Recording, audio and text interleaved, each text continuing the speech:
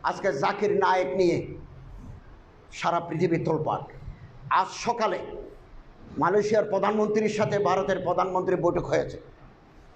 বৈঠকের এক পর্যায়ে নরেন্দ্র মোদী মালয়েশিয়ার প্রধানমন্ত্রীকে বলেছেন, আমার একটা মোস্ট ওয়ান্টেড পারসন আপনার দেশে আছে, আপনি তারে ফেরত দেন, আমি তারে বিচারের মুখোমুখি করব। আমাদের ইমান, আমাদের উখুওয়াত, আমাদের বারাদরি পানি হয়ে গেল দুনিয়ায়। এক ব্যক্তিকে একটা প্রেসিডেন্ট, প্রধানমন্ত্রী বলে যে আপনি ফেরত দেন। এখন ভারতে ওনার নাগরিকত্ব নাই, ওনার সমস্ত সম্পত্তি বাজেয়াপ্ত, ওনার মালয়েশিয়ার কোনো কথা বলতে পারবেন না। রেডিওতে, টেলিভিশনে, জনসভায়, সেমিনারে কোনো কথা বলা যাবে না। কেবল ঘরের ভিতরে থাকবেন, খাবেন। বেরও করে দিতে পারে, তার আরপি বাতিল হয়ে যেতে পারে। কানাডায় ওনারা ভিসা দিচ্ছে না, ইংল্যান্ড ভিসা দিচ্ছে না, সৌদি আরব থেকে বের করে দিয়েছে। দুবাইতে ওনার পিস টিভির স্টুডিও আছে, দুবাইতে ওনার স্থাপনা আছে, ওখান থেকে ওনারা বের করে দিয়েছে। কি কারণ? কারণটা কি? উনি আহলে হাদিস, উনি ইহুদির এজেন্ট, উনি খ্রিস্টানের দালাল, উনি জঙ্গি, উনি টাই পড়েন, শার্ট গায়ে দেন। এগুলো হচ্ছে স্থূল কথা। যাদের দিমাগ মোটা তারা একথা বলে থাকে মাত্র। কেন জাকির নায়েক সারা বিশ্বের জন্য আজকে চ্যালেঞ্জ হলো? কেন? পিছনে অন্য কারণ আছে। এই কারণের পিছনে কেউ নাই। বড় বড় কিতাব লিখেছি, ইহুদির দালাল জাকির নায়েক, এ সমস্ত কথা আমরা বলেছি। হক কথা বলার লোক নাই। জাকির নায়েক তাকাবুল আদিয়ানের মাহের, scholar on comparative study of religion. বিভিন্ন ধর্মের উপরে তার পড়াশোনা আছে, যেটা আমার নাই, আপনার নাই। হিন্দু ধর্মের ভিতরে কি আছে, মনুতে কি আছে, শ্রীমদ্ ভগবতে কি আছে, রামায়ণের ভিতরে কি আছে, কোন পৃষ্ঠায় কি আছে, gospel, Talmud, New Testament, old টেস্টামেন্টে কি আছে উনি জানেন। কোরআন শরীফের উপরে ওনার একটা অবুর আছে, আহাদিসে নববিয়ার ভিতরে ওনার একটা দখল আছে। উনি যদিও বা বাকায়দা আলেম নন, মাদ্রাসায় পড়ে কোনো সনদ ইয়াফতা নন, কিন্তু পড়াশুনো আছে। কিন্তু উনি ফকি নন, মুফতি নন, উনি ডাক্তার, ইংরেজি শিক্ষিত লোক, কিন্তু এই ফিল্ডে উনি মেহনত করেছেন।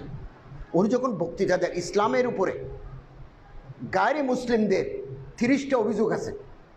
এই অভিযোগে 30টার বেশি নয়, উনি 30টার জবাব আছে ওনার।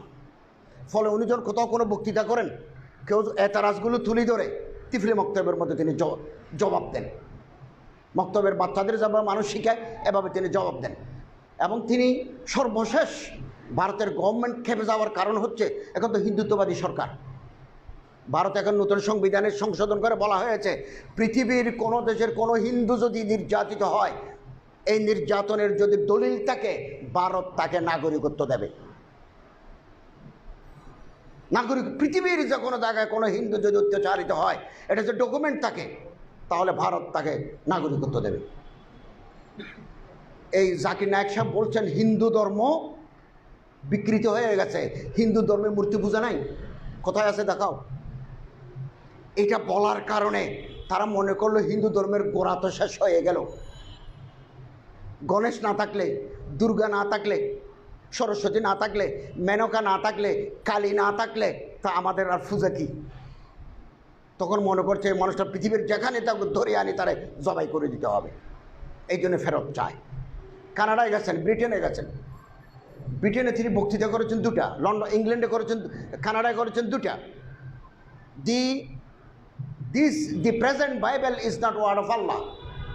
বর্তমান বাইবেল যেটা বাজারে আছে, এটা আল্লাহর কালাম নয়। আল্লাহর কালাম এগুলো বিকৃত হয়ে গেছে, ডিস্টোর্টেড। এখন যেটা বাইবেল আছে, এটা সেন্ট পলের লেখা। এই দলিল, এই দলিল, এই দলিল। যারা বাইবেল লিখেছেন তারা একজনও হযরত ঈসা আলাইহিস সালামকে দেখেন নাই। ঈসা আলাইহিস সালাম 40 বছর বয়সে মারা গেছেন। 27 বছর পর্যন্ত ওনার জীবনের কোনো কাহিনী নেই।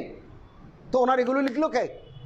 এই সমস্ত 1 নম্বর দলিল, 2 নম্বর দলিল, 3 নম্বর দলিল জন্য promise this Bible is the word of আল্লাহ, দি কোরআন ইজ পার্মানেন্টলি ওয়ার্ড অফ আল্লাহ। একথা বলার পরে সামনে যারা বিভিন্ন গির্জা থেকে আসছেন, তারা জিপ জিব্বা কামড় দিয়ে রাখলো। ও মা, এটা কি কথা বলে, এটা তার শুনে নাই। এই মানুষ যদি কানাডায় বক্তৃতা করতে পারে 3 মাসের ভিতরে, তো কানাডায় এই সাইজ শেষ। অতএব এই লোকটা যেন আর না ঢুকে। অতএব ডক্টর জাকির নায়েক তো মুসলিম উম্মার সম্পদ, সম্পদ। ইত্তেহাদ মাল ইখতিলাফ, ইত্তেফাক মাল ইখতিলাফ। ওনার সাথে আমাদের উনি এক নশিস্তে 3 তালাক দিলে 1 তালাক বিশ্বাস করেন, আমি এটা মানি না। 3 তালাক দিলে 3 তালাক ওয়াকে হবে। এরকম ফিকহি বহু মাসাইলের সাথে আমাদের অনেকের একতলাফ আছে, কিন্তু তার যে অবস্থান, তার যে বাইনুল আখওয়ামি খেদমাত, এটাকে আমি মাটি করে দিতে পারি না। আমার কাছে মজবুত কবি দলিল না থাকা পর্যন্ত আমি কোনো মানুষকে ইহুদির দালাল বলতে পারি না।